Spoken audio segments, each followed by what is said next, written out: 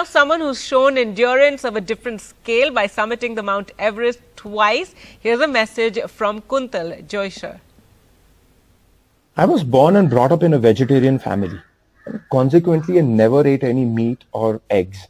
But I still ended up drinking milk and wearing leather and eating cheese and whole sorts of things. And I never questioned those choices. Not until late 2002, when I started connecting the dots that there's really no difference between a piece of meat, a glass of milk, or for that matter, the leather belt I was wearing.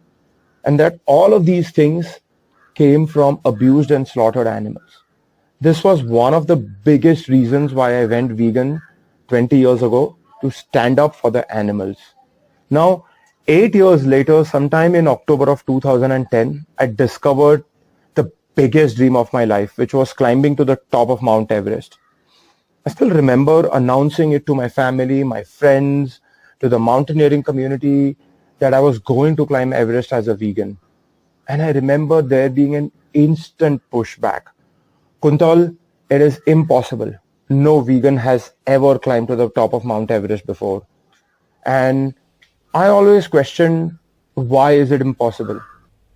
As someone with a scientific oriented mindset, I knew that a well-balanced and plant vegan diet would supply me with all of those nutritions required to not only survive but thrive while climbing these big mountains.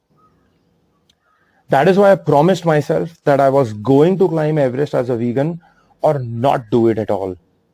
Now, as I reflect upon the last 12 years of my journey, I have been to the top of Mount Everest twice already, both from the Nepal side and the China side. I have climbed to the top of the tallest mountain in Southern America, the tallest mountain in Northern America, and I've been part of many, many tough and difficult expeditions across the world. As someone who works as a nutrition and a fitness coach and an expert today, I can tell you that veganism is going mainstream. A plant-based diet is going mainstream.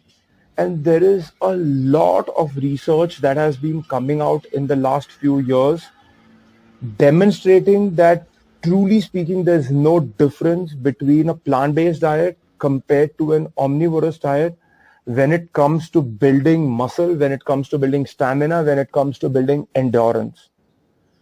And which is why I stand here and say that we don't have any excuse today to not be a vegan, to not adopt a plant-based diet, because not only is it good for us, not only is it good for the animals, but it is good for the planet and it is good in every aspect.